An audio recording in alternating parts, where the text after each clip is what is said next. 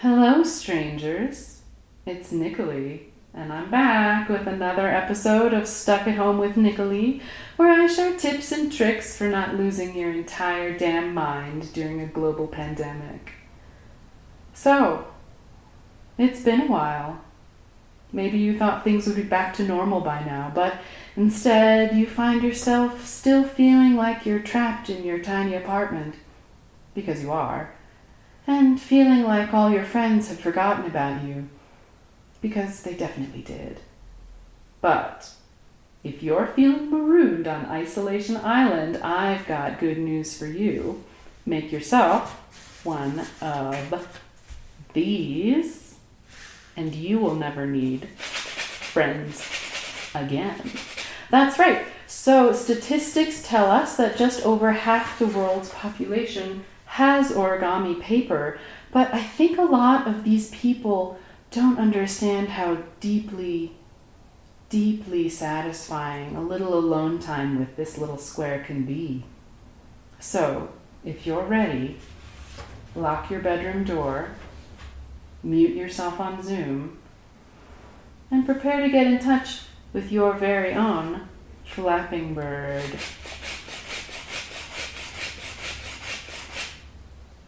So before we get too deep into this, I just want to say that everyone's paper is going to be a little bit different, and those differences are beautiful. So some people have really small paper, and you just need to be really careful when you're working with it so that it doesn't tear or get damaged.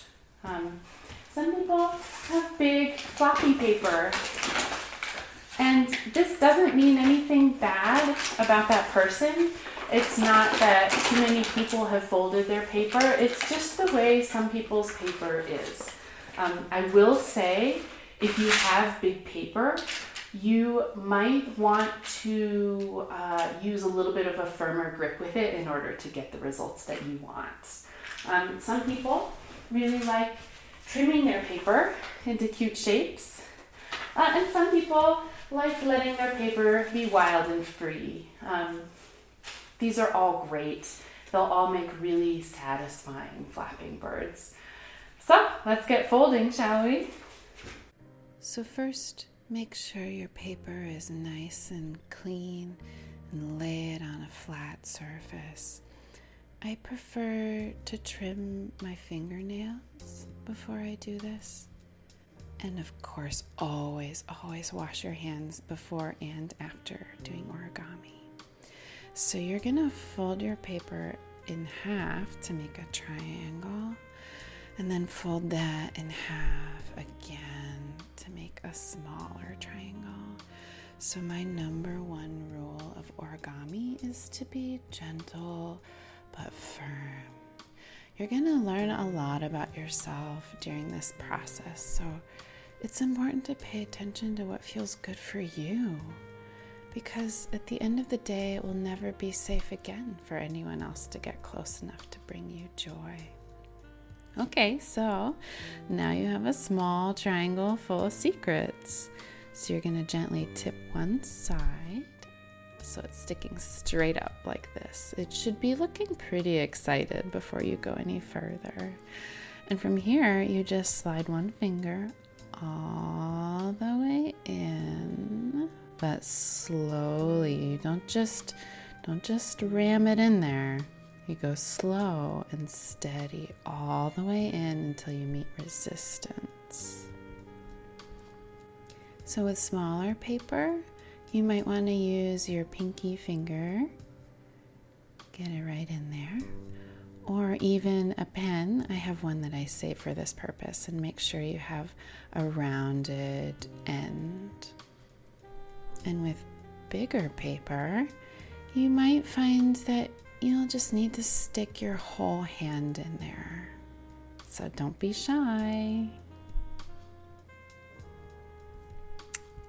Oh, now isn't that nice?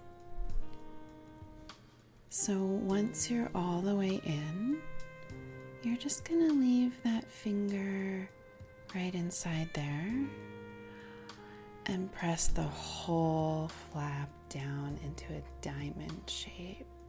Yeah, just like that. And then slowly withdraw and crease. And then you're gonna flip it over and do the same thing on the other side. And so now you just have this lovely diamond-shaped series of flaps to play with. Amazing. And they open just for you. So for this next part, make sure the opening's facing down, because there is nothing worse than getting in the thick of things and realizing you're going in the wrong direction.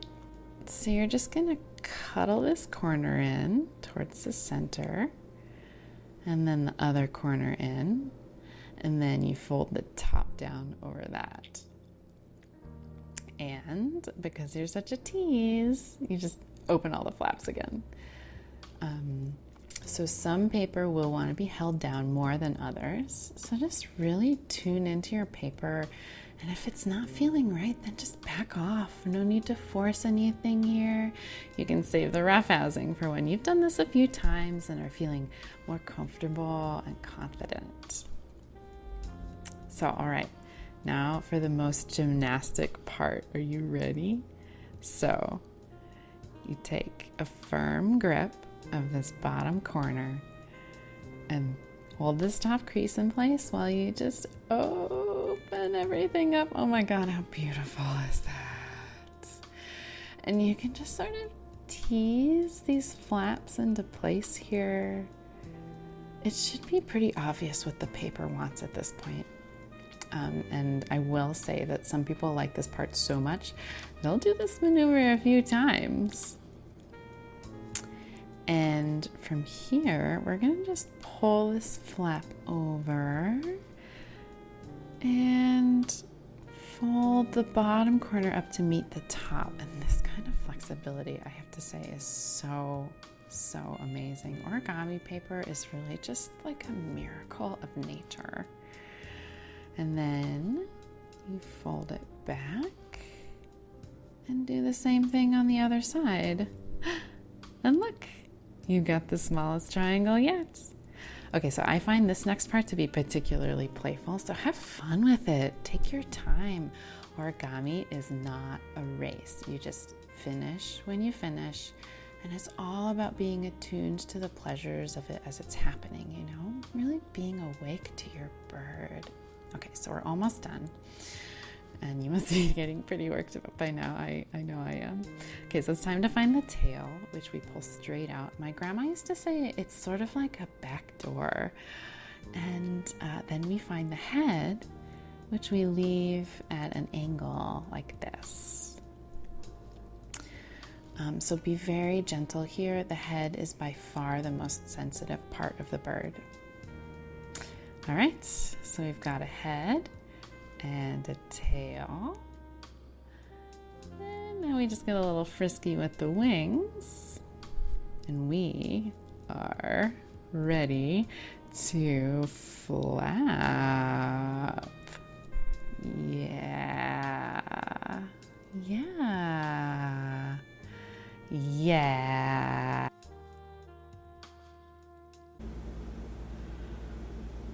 I don't know about you, but that sure wiped me out.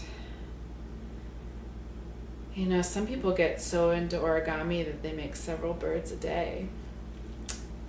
Well, if you're feeling exhibitionist, show us your flapping bird in the comments. Otherwise, have fun and happy folding. Oh.